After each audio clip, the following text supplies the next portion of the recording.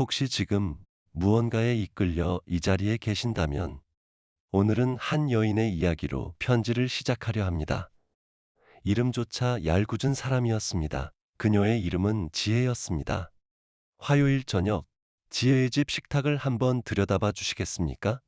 국이 끓는 냄새, 수저가 그릇에 부딪히는 소리, 컵을 내려놓는 둔탁한 소리까지 여느 가정과 다를 것이 없었습니다.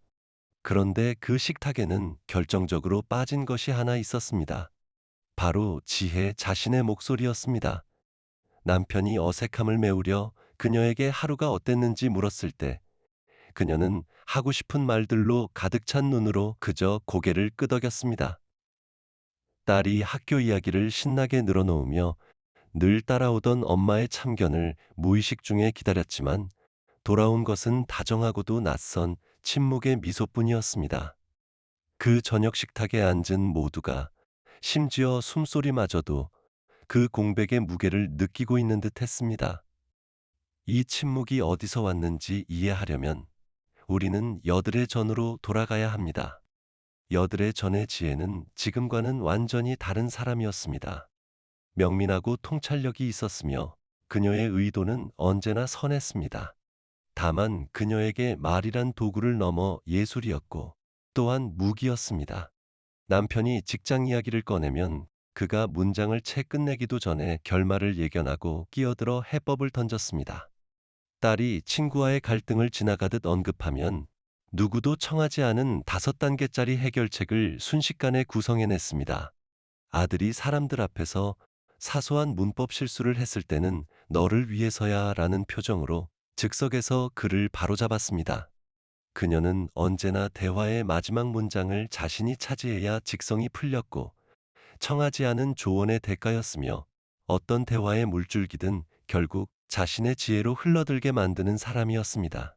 스스로는 사랑하고 지키고 이끈다고 믿었지만 그 말들이 맺은 열매는 썼습니다. 남편의 눈에서는 지친 빛이 자라났고 딸은 손이 닿으면 움츠러드는 꽃처럼 움찔거렸으며 친구들은 대화를 서둘러 끝맺을 핑계를 찾기 시작했습니다. 더 많이 말할수록 더 깊이 고립되어 간다는 것. 그것이 그녀 삶의 잔인한 역설이었습니다. 위기는 천둥처럼 요란하게 오지 않았습니다. 오히려 죽음같이 고요하게 찾아왔습니다. 어느 월요일 밤, 오랜 인내 끝에 한계에 다다른 남편이 감정 없는 목소리로 이렇게 말했습니다. 지혜, 이 집에서 나는 이제 숨을 쉴 수가 없어요. 당신의 말이 모든 틈을 채워버려서 내 생각이 들어설 자리도, 평화가 머물 자리도, 이제는 하나님이 계실 자리조차 없는 것 같아요. 변명하려 열었던 입에서 아무 말도 나오지 않았습니다. 남편의 눈 속에서 처음으로 본 것은 분노가 아니라 완전한 탈진, 완전한 항복이었습니다. 그 순간 잠언 10장 19절의 말씀이 마치 조종처럼 그녀의 마음에 울렸습니다. 말이 많으면 허물을 면하기 어려우나 그 입술을 제어하는 자는 지혜가 있느니라. 그녀는 정말로 말이 너무 많았습니다. 저는 순전한 기독교에서 교만의 본질에 대해 쓴 적이 있습니다. 교만이란 남보다 우월함을 느끼는 쾌감이 아니라 훨씬 더 은밀한 것, 자기 자신을 모든 것의 중심에 두는 데서 오는 쾌감이라고 말입니다. 지혜는 돕고 고치고 이끌려는 강박 속에서 자신이 모든 대화를 자기가 주연이자 감독이자 작가인 무대로 만들어 왔다는 사실을 전혀 깨닫지 못했습니다. 타인에 대해 말하는 순간조차 그 밑바닥에 흐르는 것은 자신이 듣고 싶고 옳고 싶고 자기 존재의 무게를 확인받고 싶은 갈증이었습니다. 그녀는 섬기고 있다고 생각했지만 실은 굶주린 자기 자아를 먹이고 있었던 것입니다. 야고보 사도는 우리에게 듣기는 속히 하고 말하기는 더디하며 성내기도 더디하라고 명합니다. 지혜는 이 명령을 정확히 거꾸로 살았습니다. 말은 빨랐고 듣기는 더디었으며 그녀 곁 사람들의 마음속에 조용히 쌓여가는 분노는 필연적인 결과였습니다. 그녀의 말버릇을 해부해보면 대개 세 갈래로 나뉩니다. 첫째는 습관적인 끼어들기였습니다. 그녀의 사고 속도는 남들보다 빨랐기에 남편이 직장 고민을 채 꺼내기도 전에 이미 세 가지 해법을 세워 끼어들었고, 그가 정작 필요로 했던 것이 조언이 아니라 그저 들어줄 귀였다는 사실을 알지 못했습니다. 둘째는 청하지 않은 조언이었습니다. 그녀는 이웃이 정원을 힘겹게 가꾸는 것을 보면 곧장 토양에 관한 강의를 늘어놓았고, 딸이 학교 문제를 넌지시 꺼내면 즉시 해결 모드로 돌입해 딸이 스스로 답을 찾아낼 기회를 빼앗았습니다. 셋째, 아마 가장 아프게 남았을 것은 공개적인 지적이었습니다. 자신은 자녀들이라는 보석을 닦아 빛나게 해준다고 여겼지만 실제로는 그들을 모욕한 것이었습니다. 친구들 앞에서 아들의 어법을 고치고 가족 모임에서 남편의 논리를 지적할 때마다 움츠러드는 어깨와 피하는 시선과 조금씩 깎여나가는 자신감을 그녀는 보지 못했습니다. 성경은 이 문제를 결코 완곡하게 다루지 않습니다. 야고보서 3장은 혀를 불의의 세계라 부르며 온몸을 더럽히고 삶의 수레바퀴를 불사르는 불이라고 말합니다. 그리고 무서운 결론이 뒤따릅니다. 여러 종류의 짐승과 새와 벌레와 바다의 생물은 다 길들일 수 있으나 혀는 능히 길들일 사람이 없나니, 이것은 과장이 아니라 우리의 타락한 본성에 대한 신학적 진단입니다. 야고보는 혀를 거대한 배를 조종하는 작은 키에 비유합니다. 몇 년 동안 지혜의 혀는 그녀 가정이라는 배를 암초로 이끌어왔으면서도 그녀는 늘 바람과 파도를 탓했습니다. 잠언 18장 21절은 이 무게를 다시 확인시켜 줍니다. 죽고 사는 것이 혀의 힘에 달렸나니. 생명을 주려 했던 그녀의 말들이 실은 주변 관계 속에 조용히 죽음을 심고 있었던 것입니다. 그리고 잠언 21장 23절은 피해자가 타인만이 아님을 드러냅니다. 입과 혀를 지키는 자는 자기의 영혼을 환난에서 보전하느니라. 지혜 자신의 외로움과 번민 역시 대부분 스스로 불러들인 것이었습니다. 가장 비극적인 것은 그녀가 보지 못한 것들이었습니다. 친구들이 점심 초대를 줄여갔지만 그녀는 그저 다들 바쁘려니 생각했습니다. 사춘기 딸이 속마음을 그녀 대신 이모에게 털어놓기 시작했지만 원래 그 나이 때는 그렇다고 스스로를 다독였습니다. 남편이 밤늦게까지 사무실에 남는 습관이 생겼지만 그저 성실한 사람이라 여겼습니다. 한때 수다스러웠던 아들이 조용하고 속을 알 수 없는 청년이 되어갔지만 원래 내성적인 성격이라 치부했습니다. 그녀는 이 모든 거리감의 공통분모가 자신의 끊임없는 독백이라는 사실을 도무지 연결하지 못했습니다. 남편이 사무실에서 안식을 찾고 딸이 다른 곳에서 상담자를 찾고 아들이 끼어들거나 지적당할 위험보다 침묵이 안전하다는 것을 배운 이유, 그 모든 것의 뿌리는 그녀였습니다. 잠언 13장 3절이 말하듯 입술을 크게 벌리는 자에게는 멸망이 오느니라. 절제되지 않은 말 한마디, 한마디가 벽돌처럼 쌓여 파멸을 짓고 있었지만 그녀는 자신이 지은 것을 볼 눈이 없었습니다. 저는 인간의 마음이 타락 이후 끊임없는 내면의 소음, 자기 분석과 계획과 판단과 공상이 그치지 않는 독백에 시달린다고 쓴 적이 있습니다. 우리가 기도에 어려움을 겪는 이유도 하나님과 우리 자신의 진짜 목소리를 듣기에 그 소음이 너무 크기 때문입니다. 지혜의 끝없는 수단은 바로 이 내면의 소음이 밖으로 흘러넘친 것이었습니다. 그녀가 그토록 말을 많이 한 까닭은 침묵을 죽도록 두려워했기 때문입니다. 침묵 속에서는 자신의 불안, 무의미해질지 모른다는 두려움, 통제하고 싶은 절박함이라는 불편한 진실과 정면으로 마주해야 했을 테니까요.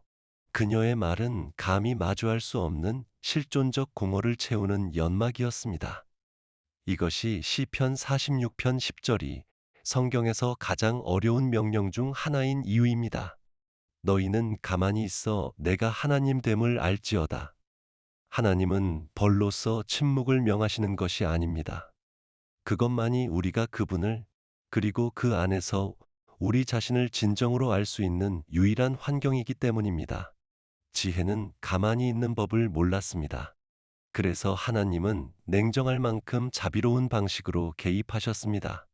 남편과의 대면 이후 며칠, 세상이 무너지는 듯한 절망 속에서 지혜는 도시 외곽에 사는 늙은 선지자를 찾아갔습니다. 위로의 말이나 남편이 마침내 자기 마음을 알아줄 것이라는 예언을 기대했습니다. 그러나 정작 그녀가 한 것은 거의 2시간에 걸친 자기 변호였습니다. 자신의 선한 의도를 설명하고 자신이 늘 옳았음을 증명하려 했습니다. 노인은 그녀에게서 눈을 떼지 않은 채 끝까지 들었습니다. 그녀가 지쳐 말을 멈추자 그는 아무 말 없이 손을 들어 올렸습니다. 그러고는 아주 오래된 곳에서 울려오는 듯한 목소리로 말했습니다. 여인이여, 주께서 오랜 세월 당신의 많은 말을 들으셨소. 이제는 그분이 말씀하실 차례요. 그리고 침묵만이 가르칠 수 있는 교훈이 있다고 그분이 내게 보이셨소. 얼마 동안 당신의 목소리는 거두어질 것이요. 병 때문이 아니라 신적 명령에 의해서요. 그녀는 항변하려 입을 열었지만 소리가 나오지 않았습니다. 차가운 두려움이 등줄기를 타고 올라왔습니다. 다시 시도했지만 나오는 것은 오직 침묵뿐이었습니다. 마치 성전에서 불신으로 인해 벙어리가 된 사가랴처럼 하나님은 그분의 주권으로 그녀 삶의 음성을 꺼버리신 것입니다. 처음 며칠은 지옥이었습니다. 소리 없는 지옥이었습니다. 그 고통은 몸이 아니라 영혼의 것이었습니다. 딸이 숙제와 씨름하는 것을 볼 때마다 그녀의 머릿속엔 답이 외쳐졌지만 입술은 봉인되어 있었습니다. 남편이 전화로 그녀가 반대하는 사업 결정을 내리는 소리를 들으며 그녀는 문자 그대로 혀를 깨물어야 했습니다. 결혼 문제로 하소연하는 이웃 곁에 앉아 해결책 전문가였던 그녀는 그저 듣기만 해야 했고 조언을 참느라 온몸이 굳었습니다. 그것은 마치 통제 중독자가 겪는 금단 증상 같았습니다. 그러나 그 고통 속에서 씨앗이 움트기 시작했습니다. 딸이 씨름 끝에 스스로 답을 찾아내는 것을 보았을 때 이전에 본 적 없는 자신감의 빛이 딸의 얼굴에 번졌습니다. 남편이 통화를 마치는 소리를 들으며 그의 결정이 자신의 것과는 다를지언정 신중하고 견고했음을 깨달았습니다. 이웃은 방해받지 않고 실컷 하소연한 뒤 한숨을 쉬며 말했습니다. 들어줘서 고마워요. 이제 뭘 해야 할지 알겠어요. 세상은 그녀의 말 없이도 잘만 돌아갔고 어떤 면에서는 오히려 더 잘 돌아가는 듯 했습니다. 전도서 3장이 말하는 잠잠할 때의 아름다움과 힘을 그녀는 강제로 배우고 있었습니다. 진짜 변화는 나흘째쯤 시작되었습니다. 광적으로 요동치던 그녀의 내면이 가라앉고 그 자리를 낯설고 이상한 고요함이 채웠습니다. 말할 힘을 빼앗기자 그녀는 오랫동안 진심으로 하지 못했던 일을 강요당했습니다. 바로 듣는 일이었습니다. 대답하기 위해서도 고치기 위해서도 아니라 그저 이해하기 위해 듣는 것이었습니다. 그날 밤 남편은 예전에 없던 여유를 느꼈는지 이야기를 꺼내기 시작했습니다. 직장에서의 두려움, 아무에게도 말한 적 없던 어린 시절의 꿈, 그를 행복하게 하는 작은 것들을. 지혜는 처음으로 자신이 고치려던 프로젝트가 아니라 자신이 결혼한 그 남자를 있는 그대로 보았습니다. 딸은 처음엔 망설였지만 자신의 불안과 열정과 복잡한 마음의 지도를 조금씩 펼쳐 보였고 지혜는 끼어들지 않고 들으며 이 젊은 여성을 향한 새로운 사랑과 경탄을 느꼈습니다. 아들은 지적당할 걱정이 없어지자 더 많이 이야기하고 창의적인 생각을 나누며 엄마의 침묵이라는 안전한 공간 안에서 꽃을 피우기 시작했습니다. 그토록 두려워했던 공허가 실은 거룩한 공간이었음이 드러나고 있었습니다. 벌이 아니라 선물이었습니다. 그녀가 한 번도 드릴 줄 몰랐던 기도에 대한 하나님의 응답이었습니다. 잠언 17장 28절의 말씀이 그녀에게 현실이 되었습니다. 미련한 자라도 잠잠하면 지혜로운 자로 여겨지고 그의 입술을 닫으면 슬기로운 자로 여겨지느니라. 저는 고통의 문제에서 이렇게 쓴 적이 있습니다. 하나님은 우리의 즐거움 속에서 속삭이시고 우리의 양심 속에서 말씀하시지만 우리의 고통 속에서는 소리치신다. 고통은 귀먹은 세상을 깨우는 그분의 확성기다. 지혜는 귀가 먹어 있었습니다. 가족의 좌절이 속삭이는 소리에 자신의 양심이 건네는 조용한 목소리에 귀가 먹었습니다. 그래서 하나님은 소리치셔야 했고 그분이 택하신 확성기는 강제된 침묵이었습니다. 그 침묵은 감옥이 아니라 필요한 광야였습니다.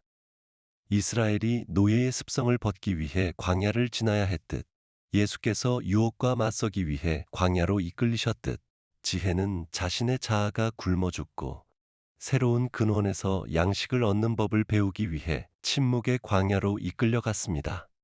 저는 하나님이 우리를 너무 사랑하시기에 영혼을 갉아먹는 습관 속에 편안히 머물도록 내버려두지 않으신다고 말한 적이 있습니다.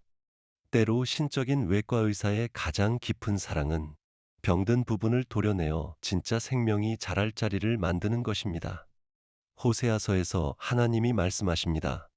내가 그를 타일러 거친 들로 데리고 가서 말로 위로하고 그 고요한 광야에서 하나님은 마침내 지혜의 마음에 직접 말씀하고 계셨습니다. 이 교훈의 깊이를 보려면 성경 속 전략적 침묵의 가장 위대한 본, 예수님의 어머니 마리아와 견주어 볼 필요가 있습니다. 마리아가 삶에서 가장 이해받기 힘든 소식을 전해 들었던 순간을 떠올려 보십시오. 천사가 나타나 약혼한 처녀인 그녀가 성령으로 잉태할 것이라 전할 때 그녀의 평판과 약혼과 목숨까지 위태로워졌습니다. 만약 예전의 지혜였다면 요셉에게, 부모에게, 온 마을에 달려가 상황을 설명하고 이야기를 통제하며 비난을 막으려 했을 것입니다. 그러나 마리아는 어떻게 했습니까? 성경은 거듭 말합니다. 그녀는 이 모든 것을 마음에 새기고 곰곰이 생각했다고. 인류 역사상 가장 폭발적인 진실을 품고도 이해받지 못할 사람들 앞에서 그녀는 침묵을 택했습니다. 자신을 변호하지도 정당화하지도 않고 자신의 이야기와 평판을 하나님의 손에 맡겼습니다. 그녀의 침묵은 수동성이 아니라 영적인 힘, 기념비적인 신뢰의 표현이었습니다. 여기서 우리는 거룩한 대조를 봅니다. 마음에 새기던 마리아의 자세와 입으로 모든 것을 쏟아내던 예전 지혜의 자세입니다. 마음에 새긴다는 것은 억누르는 것이 아니라 거룩한 여과의 과정입니다. 삶에서 만나는 기쁨과 고통과 혼란을 먼저 묵상 속에서 하나님께 가져가는 일이며 우리의 관점을 퍼뜨리기에 앞서 그분의 관점이 우리 안에 스며들도록 허락하는 일입니다. 불안과 자아에 이끌리는 인간은 즉시 말로 쏟아내고 여기저기서 확인과 조언을 구하려 듭니다. 마리아는 더 높은 길을 보여줍니다. 먼저 은밀한 곳, 그 다음에 공개된 자리라는 순서입니다. 그 은밀한 곳에서 태어난 분별력으로만 우리는 알아야 할 사람에게 지혜롭게 말할 수 있습니다. 잠언 29장 11절이 말하듯 어리석은 자는 자기의 노를 다 드러내어도 지혜로운 자는 그것을 억제하느니라. 이것은 우리에게 신적 때, 카이로스와 인간의 조급함, 크로노스의 차이를 가르쳐 줍니다. 예전의 지혜는 크로노스, 즉 지금의 시간 속에 살았습니다. 지금 해결해야 했고, 지금 고쳐야 했고, 지금 말해야 했습니다. 마리아는 하나님의 때, 카이로스 속에 살았습니다. 12살 예수께서 성전에 남아 사흘간 부모를 애태웠을 때조차 마리아는 그를 찾은 뒤 공개적으로 꾸짖지 않았습니다. 그저 마음을 표현하고 이해 못할 대답을 들었을 뿐이며 성경은 이 모든 말을 마음에 두니라고 전합니다. 이해하지 못했지만 신뢰했습니다. 말할 때가 아니면 침묵했지만 때가 오면 그녀는 정확히 말할 줄 알았습니다. 가나의 혼인잔치에서 포도주가 떨어졌을 때 그녀는 소란을 피우지 않았습니다. 올바른 사람, 예수께 가서 정확한 사실만 전했고 그 다음 하인들에게 이렇게 지시했습니다. 너희에게 무슨 말씀을 하시든지 그대로 하라. 그녀의 전략적 침묵은 결정적인 순간에 힘있는 말이 나올 무대를 준비해 두었던 것입니다.